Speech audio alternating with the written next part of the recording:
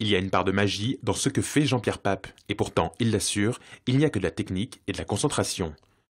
Chaque pierre sont posées entre elles sur 3 points. Donc l'idée c'est de trouver ces 3 points. L'illusion est dans le fait que ces points peuvent être vraiment très rapprochés. Les gens, quand ils regardent un petit peu plus loin, ont l'impression qu'il n'y a qu'un point. Et c'est vrai qu'une pierre sur un seul point, ça ne peut pas tenir. Ce qui m'intéresse, c'est de regarder le regard des gens, des passants sur ces sculptures, qui trouvent ça merveilleux, magnifique, quoi. Le problème, c'est que les œuvres de Jean-Pierre Pape peuvent donner des idées à d'autres.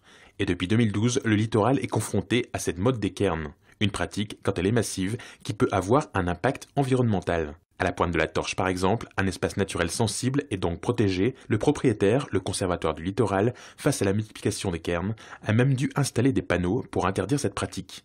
Et depuis juillet, la commune de Ploemeur a même voté un arrêté municipal interdisant elle aussi l'empilement de pierres. Ces cairns qui, esthétiquement, sont pas inintéressants dans le paysage, mais qui écologiquement posent un réel souci. Les personnes qui édifiaient ces cairns venaient sur des espaces qui auparavant n'étaient pas très fréquentés par les hommes. Donc voilà, c'était une première chose qui crée des dérangements, qui crée du piétinement également aussi pour tout ce qui est végétation. Le cairn donc était édifié avec des galets, donc les galets qui étaient prélevés sur la plage, le haut de plage, et qui dans un fonctionnement naturel servent de rempart, de bouclier face à l'érosion marine, et qui du coup là ne jouaient plus leur rôle.